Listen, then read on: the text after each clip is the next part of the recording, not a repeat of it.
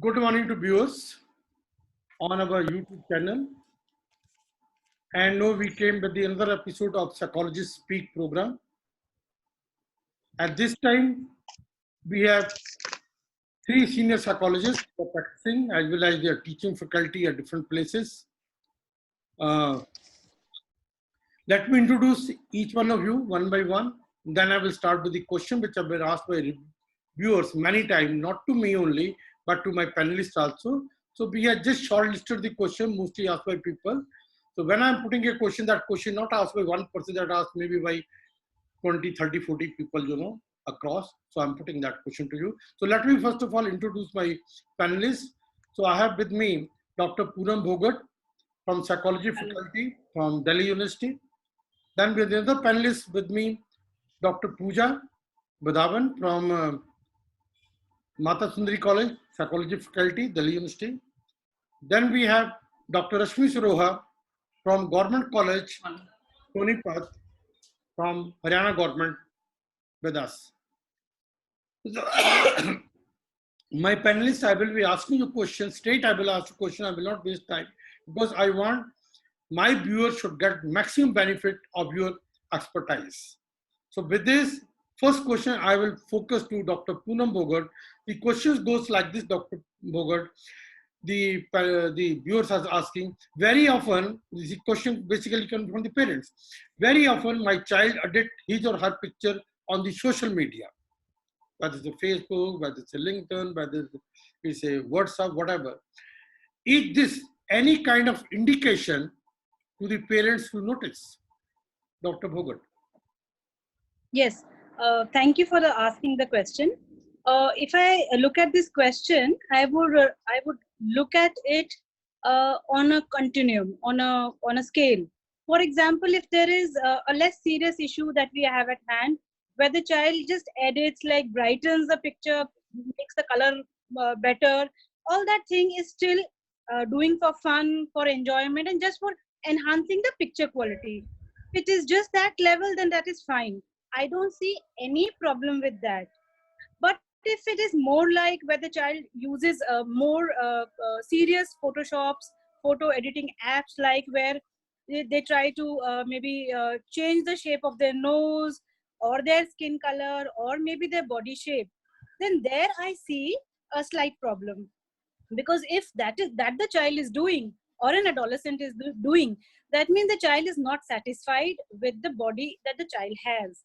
And here we need to be very serious, and here we because if it's the beginning of the problem, then we can talk to the child regarding what is it, and the parents should never ask why of it. They should always ask what makes you do that, and then you start asking the child that how can we solve that problem if you're not satisfied with the particular body feature that you have.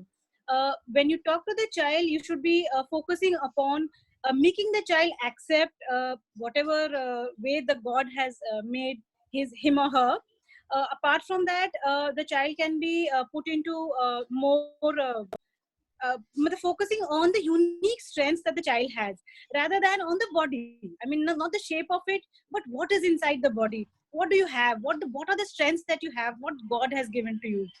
Coming on to this further into this continuum, and then you can make the child read documentaries of big people, of those people who made mark in life. They did not have the best of the bodies. Okay? So you should not be, where is this coming? This is coming from the media and the films. The child is getting this kind of an image. And lastly, I would say is, if it is really a serious issue, if child is doing a lot of it, doing it regularly, changing a lot of the features of the body and the shape, then I think you need to really talk to the child. And if you think that there is something serious, you should take the child to a psychologist, because it may be a serious body image issue where the child may stop eating at all or not eat a lot and then purge it out, puke everything out. So it needs immediate psychological attention, maybe with medication also. So you need to make sure where is the child lying in that continuum, and then help accordingly. Thank you, Dr. Poonam Phogat. You really have illustrated the point, talking from the body image, they might be, then it could be serious, you rightly said. Then there is a psychologist intervention required. Otherwise, not to worry, just to try to take it in a positive mode. Now, next, my question will go to Dr. Pooja Wadhawan. Dr. Pooja Wadhawan, Sorry, question goes like this. The parents are asking, my child keep on sharing his or her picture most of the time or almost all the time in the social media. I don't like it personally. Why he or she doing it? Is it my behavior is normal in that case? Thank you, sir, for the question.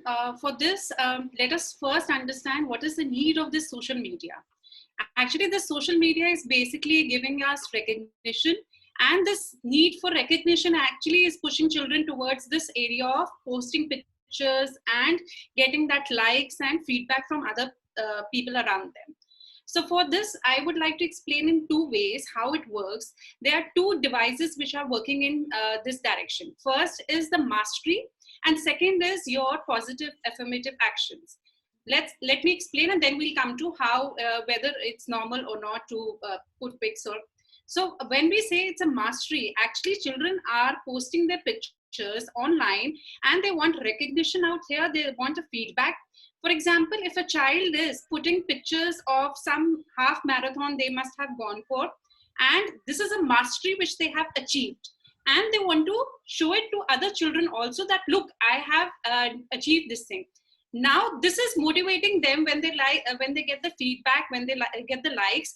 This is motivating them further on to achieve other goals also of their life. Number one is this, that it is basically helping you reach to your mastery. Second, when you're posting your pictures, it is giving you positive affirmative actions. That means it is telling you to build a relationship with another person, to actually increase your self perceptions about yourself, because when you get a feedback from your peers, when you compare it with them, so you automatically get positive reactions, and your there is a positive growth towards that. So this is a second thing which is there. And when we always say, there is a saying which we have always been hearing, a picture says 1,000 words. So this was thing which was used since many years, but actually this is very much useful nowadays. When we are putting these things on social media, it is applicable now, not later on the past when we used to hear about picture says 1,000 words. So these are the two things which we should understand when children are doing that. And this will help you in understanding, no, things are positive, I should not take it in a negative manner. When you feel that, no, it is going beyond out of control, talk to your child. Tell your child that what is okay to post and what is not okay to post. Because things which are there online will stay forever. So afterwards, they should not regret that, oh my God, why I had done this, why I was not able to think logically that this post is not correct, this pic is not correct. So we need to tell them about what is okay to post and what is not. So you need to talk very clearly to these children. Second is, you need to explain the privacy of risk. The photographs which you are posing, that also has certain risk involved in that. If they are posting, I'm eating here, I'm going there, I had this, I'm meeting this friend. So it's basically your privacy which is being impacted. So they need to understand that I should not basically disrupt my privacy. It can hamper me later on, or somebody, the person who's not good, have good intentions, they can also harm you. So we need to explain these two things, that it is okay to post certain things, but you need to see what is right and what is wrong, consequences which are going to come, advantages and disadvantages of putting those pics which are not appropriate enough, and then we can tell them about privacy issues also. So these are the two things. First, understand that everything is not bad, and second, if you feel that yes, it is going out of control, take it in those lines. Thank you, Dr. Pooja. Another sense, I will just summarize from there. I will say, don't think you are a parent, you turn yourself to a friend, to your child. If you are friendly, I think the advice given by Dr. Pooja will be very, very helpful to you to handle this situation. Now, next, my question will go to Dr. Rashmi. Dr. Rashmi, this is a question many, largely I have seen the parents who are in the adult age of 30 to 40, they experience that. They find that many times their children are pressurizing them to have the Facebook account. They're putting pressure for that. Yes, sir. Yes, sir. I have. More from you as a psychologist, how they should handle the child in that case. Dr. Yes, sir. I have also seen this practice where students or, they come to us and also tell us that we want our parents to be on Facebook because apparently they think it is cool because everybody's parents are on Facebook. So they also want, it could be due to many reasons. It could be because they are experiencing peer pressure because everybody's parents are on Facebook. So they want their own parents to be on Facebook also to build up an image. So when the children are coming up to the parents with a request, and in fact, it is not always a request, it could be a pressure to start a Facebook account. So I think the first thing that the parents need to do is assess whether they are okay with having a Facebook account themselves or not. And if they think that it's okay, I can have an account, it's not a big deal, if my child wants, then I think it's okay. But it is also very important to look into the reasons why the child is asking in the first place to be on the Facebook. If it is simple reasons like peer pressure or building up an image in friends, I think then it is okay. And if the parent himself or herself is okay, then it's a good thing, they can be. But there are a few things which we need to consider in this thing also. Many a times parents might not be very tech savvy, just like the kids are these days. So before actually joining the Facebook or any other app for that matter, it could be Instagram, it could be Snapchat. Children are into a lot of social media these days. So before getting on into any app, the parent should first of all Google search what the app is all about, how it operates, and most importantly, the security associated. If I'm posting my pictures on a particular app, where these are, who is able to see them, where these pictures are going, who can access all these pictures. So all these things need to be clear before actually joining the page. And if we are looking at the positive side of it, first of all, the child gets happy with it, and it gives us an opportunity to bond well with the child, because children understand social media much more these days than it ever was the case. So I think it gives an option for the parents to actually connect with their children better. They can follow their own children on the same app. They can be friends on Facebook, friends on Instagram, and this also gives them an opportunity to actually track their children's online activities. If there is something negative going on, they get an option to know it, that how the child is behaving online. So I think there is a positive and there is a negative. There the both sides are there, but then the parent has to assess the reason to go into it and the reason to not go into it. In case they're not okay going into it, they need to explain to their child the reasons why they're not okay. Very rightly said. The parent need to assess it. It's not only negative side; there's a positive side of that also. Yes. Yes. Also build their image in front of the peer groups and the community. And but if the parents feel you are rightly, parents are uncomfortable, they try to explain to the child. A child will understand. I'm sure if this Yes. Said in a very positive or very friendly manner. Now, my next question will Yes. go to Dr. Poonam Phogat. Dr. Poonam Phogat, this problem is there with many kids, many family experiencing, which I'm asking you. The question go like this: my child uses the phone a lot for many hours during the day. And if I stop him or her, he or she get agitated. I'm not sure, I'm finding it difficult to know how should I control my child. Dr. Poonam. Yeah, it's a very relevant, very important question. I also have 2 kids and I'm also in the same problem. Great. What I'll tell you what we do is, or what people should ideally do. First of all, don't completely block any gadget, okay? Because that will create a reaction in the child. But what we need to do is we need to create rules of usage. Rules of usage is like what times are allowed, what time of the day, and how much duration the child can use. For example, I can give you maybe some rules you can develop of usage with the child. Child's consent is important here because he needs to follow that. So for example, you may say, beta, half an hour, and then you need a 2-hour break. And then you may need for half an hour. 2 hours before sleep, up use nahi karenge.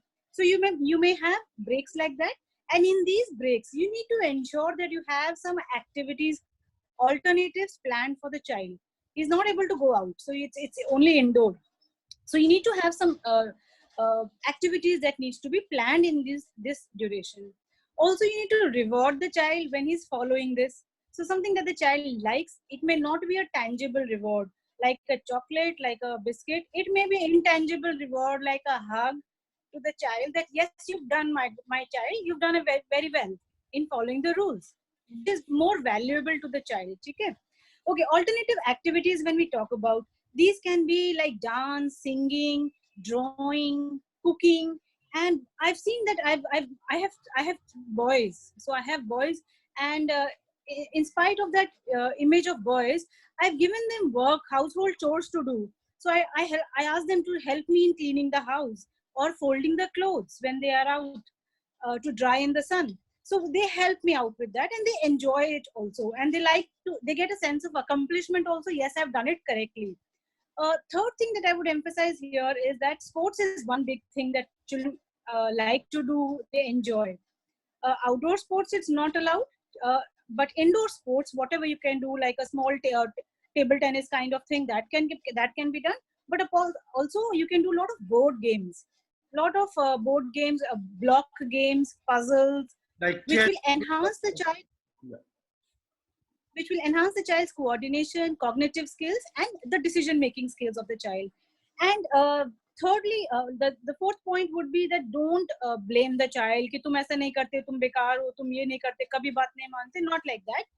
But you should be always be a role model to the child. If you are using the phone, you can't say that you don't use it. You need to be a role model to the child. So how to be that is you have a time frame where the entire family has an e-fast. E-fast is where everybody sits together or not use the phone. They may not sit together, but don't use the phone. One hour, nobody uses a phone. We may be engaging into some kind of family activity, some kind of family time. And the child will always remember those good times. And last thing is talk to the child. Always talk to the child. Don't shoo away the child. Don't send away. क्या मुझे आपसे बात नहीं करनी, I am busy, don't talk, because child may be bringing up something very relevant to you when you are not paying attention to the child. So that is some of my suggestions here. Thank you. It's good. Basically, in nutshell, keep the child engaged in the most useful activity, and that can help. And be friendly. Again, it's coming from all panelists. Also said to be a friend to your child, not to be a teacher, parents all the time. I understand. Next, my question will go to Dr. Pooja Wadhawan. Dr. Pooja Wadhawan, question goes like this: what are the changes in behavior that can help me as a parent, which indicate unusual online activity by the child? For this, I would like to give you certain pointers which will help you in understanding that yes, my child is into some kind of an activity which he or she should not be doing it. Number one, that you will see that the child is not spending a lot of time with the family. The child is aloofing, or he is trying to make some kind of excuses not to be with the family, or when you're having some get-togethers. This is the first initial thing which you will notice, that the child is trying to be away from the family and not interact with them. Maybe he's hiding something, maybe he wants to tell you, but he's not comfortable in doing that. So he will make all these excuses not to interact with you, so that he doesn't say something which you can judge, or which you can feel that no, something is wrong. Number two is that he's spending a lot of time now on internet. Usual time, what he used to do, maybe he used to spend 1 hour. Now that time has increased or doubled or tripled. So this is another sign which you can check on, whether the child is spending a lot of time now after, before when he was using internet, now after in few weeks, the time has doubled. So check on that, whether the child is spending a lot of time on internet or not. Third thing is, when you enter the room, child, the windows which are open on the computer, the child is switching off those things, is minimizing those things, deleting certain files, deleting certain apps, or putting some passwords. So these are this is the third thing which you should notice, that whether the child when you enter the room and the child start fiddling, the child start putting all these things into switch off mode. So you need to check on that also. Fourth is when you must have had a word with your child that, look, you should not spend a lot of time on internet, and the child says, okay mama, I promise I will not do that, but child does not stick to those promises. Child, every time he says that I promise I will not do it, but again the child is doing the same mistake, same thing, then this is another thing which will help you in understanding that no, he's not on the right track, some problem is there, and I need to address that. Maybe he's not into a good company, good social atmosphere is not there, good friends are not there. You need to check on that. Then side by side, you can work on those areas also. Thank you, Dr. Pooja. Now, my next question will go to Dr. Rashmi. If it goes like this, this is also very, very common problem experienced by the parents, that my child gets angry the moment I try to look into his chat. Do I need to worry on that? Yes, sir. Thanks for the question. I think looking into somebody's chats would make anybody angry. Like if we look at it from an empathetic perspective, if somebody is looking into my chats, I do not necessarily have something to hide. But if somebody is looking into my chats, I might get angry just purely because of the reason, because my privacy is being hinged upon here. So the child has the same concerns. The child might feel that why my chats are being looked into, meri chats ko kyun dekha ja raha hai, because he or she might also feel that her or his privacy is being encroached upon. So I think that is one that could be the very first reaction. Being angry could be the first, and this could be the first reason why the child is getting angry, because of the privacy. And if the question is, do I need to worry, then I think worry should come when there are other red flags, not just because the child is getting angry when we are looking into their chats. That should not be the only reason to worry. If there are reasons to worry, there are n number of red flags all over the child's behavior. In fact, just now Dr. Pooja was speaking about the other changes in behavior that might come. So we should, as a parent, look for those changes in behaviors. And if in fact those kinds of changes are coming, the child is spending longer on the phone, the child is more sad during the day, not interacting with the family, and spending too much time, not concentrating on studies, all those things, if they are all happening and the child is also not sharing things with you, not letting you into chats or whatever, then I think it is a reason to worry. But if otherwise the child is behaving normally, is happy, ready to spend time with the family, then I think just when the child is just getting angry because of looking into chats, that's not the reason to worry. So in that condition, I think the parents need to communicate more. Instead of looking into chats, we should communicate. Yes, sir. Yes, sir. Thank you, Dr. Rashmi. Dr. Poonam, मैंने parents कह रहे हैं, मैंने आमतौर पर ये notice किया है कि बच्चा मेरा जो है वो टेलीफोन जो बड़ा सीक्रेटली यूज करता है, कहीं छुपकर दूसरे कमरे में जाकर, जहाँ हम नहीं होते. Is it something I should suspect about the child? This is maybe one red flag which Rashmi was mentioning or Pooja was mentioning. Yeah. This is a serious question, and we need to be really worried. It's worry in the sense that if anything is hidden, be it a child, if we are hiding anything, that means it is something which is not socially acceptable, something which is not right. So we need to see what is happening there. There are some apps which look like the icon of a calculator or like a game, but actually the apps are something else, which the child may have got involved due to peer pressure or friends were using it, or just because of curiosity. The child may have just downloaded and started using the app. But these apps actually lure the child into doing something wrong, maybe some wrong behavior, some kind of pictures that the child may be sharing with those kind of individuals. As we had seen earlier, like maybe 2-3 years ago, with the case of Blue Whale game that was there, in which the child secretly started using the phone, mobile, and it was not a game actually, it was luring the child, making the child fearful, and making the child do which normal people would not do. Hence, I think first of all is that we should not directly approach the topic immediately, so that the child gets a sense of shock and does not know what is happening or what are you asking.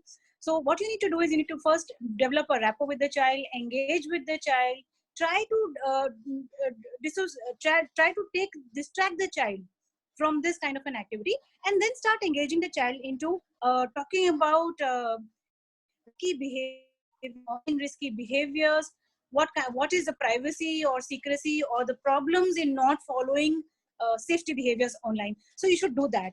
And the last thing is that I would say is try to sync in all the apps with your email ID, so that any activity which is happening there will be linked to your email ID, and you will be able to have some kind of a look into it, what is happening. That's it. Yeah. Yeah. Right. Thank you. Dr. Rashmi, now my question goes to you. The parents are asking, my child plays a lot on games. There are so many games. How will it affect him or her? Yes, sir. We see these days that children of all ages are onto the gadgets all the time, screens all the times, and playing games. But I think it could be a concern when it comes to the usage of games to an extreme. Like, agar pura din bacha game khelta rehta hai, so then it becomes a concern for us.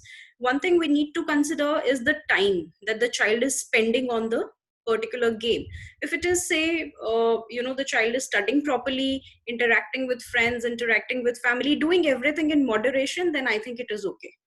But if the child is ignoring everything else and just sticking on to particular games, then it might be an indication of an oncoming addiction to a game. So that is something which the parents need to look out for. Limited time should be allowed to the student, to the child, to play the game, and the parents have to have some kind of, just like Dr. Phogat was saying about the internet usage rules. So I think the same rules could be made for the usage of games also, that you play a game, fine, that's all right, that's not anything wrong, but you play in the moderation and you play as per your timetable. You study also, you play games also. And the first concern was the time, and the second concern, I think, is the age of the child, what age the child is in, because we see very, yes sir, the age, the very young child should not be allowed to play too many of games, because eyes get hampered and the functioning gets hampered. All those things need to be considered also. Thank you, Dr. Rashmi. No, my last question, I'm running short of time, but my last question will go to Dr. Pooja. Dr. Pooja, you can answer the question as a psychologist as well as a mother of a small kid, because this question is related to the kids. The question goes like this, so we can have both advantage. I know you have also a small child. The question looks at my toddler who watches a TV a lot. Most of the time he or she, my toddler, is watching a TV. How do I reduce the impact of this on my toddler? Number one, first thing, that the mother is really taking care of their children. And this shows in the question itself, because they understand that when the child is spending too much time on TV, that means the child is not creatively growing. The child knowledge is also not growing, and he is not exploring. The creativity is less, and the self-esteem levels are also going down. Self-image, which we say what reality has been shown by TV, we believe in that. So mother is absolutely correct that she should be worried when the child is spending too much time on TV. So how we can reduce that time? What rules we need to follow, as we were discussing about social media? In the same manner, we need to follow certain rules for TV also. Mother should select 2 programs, and the time frame within those when those programs are coming, the mother should decide that fine, this is the time where you can watch TV, and she can select 2 options for the child.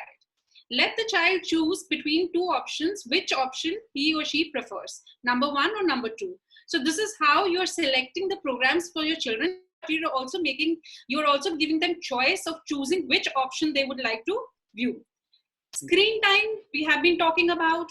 Reduce the screen time. It should be between 1 to 2 hours. That screen time should not be, even for 2 years, elder than 2 years children, they should not be going for these social medias or TV more than 2 hours. So this is thing which we need to understand, and mothers are very much worried about this thing, that how to reduce that from 3 hours, 4 hours to 2 hours.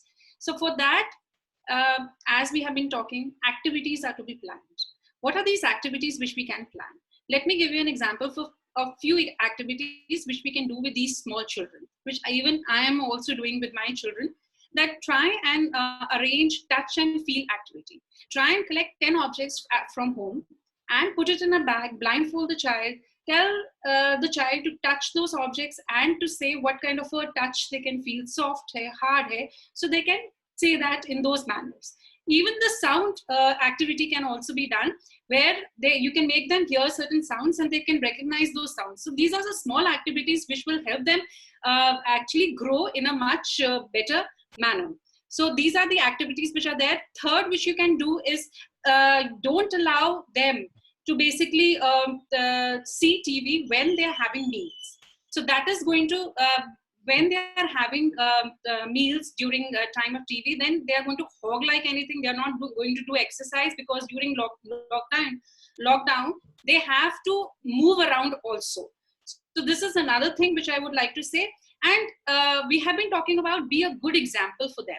When you are also spending a lot of time on TV, they are going to see you. They are going to see that, oh, my mother is watching movies, so I should also be into the same platform. So you are as a model for them, and they will look upon you that when my mother is not stopping, then why should I? So these are the few things which we can do for our children, so that they are away from TV and all these gadgets. Thank you, Dr. Pooja. Thank you. Very well said. And one thing I just want to add, she said very rightly, not more than 2 hours. The dyno means that the parents should allow their children to see continuously 2 hours. It should be broken. What Dr. Pooja was saying, 2 hours, but broken into small segments of half an hour, 20 minutes, like that. Plan it accordingly. So I'm time is running short. I'm closing, so I will give 60 seconds to each of my panelists. I want my panelists to give at least 2 very concrete advices to the parents. So I will start with Dr. Poonam Phogat first. Yeah, I would just suggest that you should be friends with the child, talk to the child, just make rules with the consent of the child, and child will be happy to follow them, and always have some alternative activities planned for the child. Thank you. So Dr. Rashmi. Sir, I think the 2 pieces of advice which I would like to give to the parents is, first, interact, and second, educate. Interact with the child in whatever manner you can. It could be bonding over the social media, fine, but talking to the child, communicating with the child about the usage of the social media, that is one thing that we should be doing. And then we should be spending quality time with the children. Make sure, take time out of your busy schedule, play games, just like Dr. Pooja was also saying. And the second thing is, educate them about the cyber risks, the cyber threats that there are, like cyberbullying and many other negative things which go on the internet. So the child needs to be educated about them to have a safe cyber experience. Thank you. Dr. Pooja, very short. I think both the things have been said, that communication, talk to them what is right, what is wrong, what is okay not to post, what is okay not to leave behind. Second is that talk to them about when they're watching TV or any social media game or anything. Talk to them what they have learned from that, what knowledge they have gained, and what are the make-believe things which they have seen out there, whether it was reality, whether it was away from reality. So they need to talk with their children and have a communication about this thing, that what they have learned when they were watching something, or any thing which was bad or good during that course of watching. Thank you. Dr. Poonam, just to add one point, very short. Yeah, I just remembered one very important thing, that tell the child that not everything on social media is to be believed. It is not true what is being posted. Okay. Thank you. Very important. Thank you. I'm really thankful to my panelists. I'm sure the parents, viewers who are watching this our YouTube channel will be benefited from the tips given by the 3 psychologist panelists. And I know there are many more things to be discussed, many more issues they have. And in between, I have to stop my panelists because it's a question of time also. But definitely we will come again. As I have made promise number of times, we have been coming, keeping our promise intact with you people viewers. And here I will say all my viewers to have a safe stay. This condition will not stay, this crisis will not stay. Any kind of crisis in life will not stay very longer, will go with the passage of time. Be brave to face it. Thanks to my panelists. Please Thank you. stay safe, and I Thank will you, sir. come again after some few days. Thank you. Thank you, sir. Thank you, sir.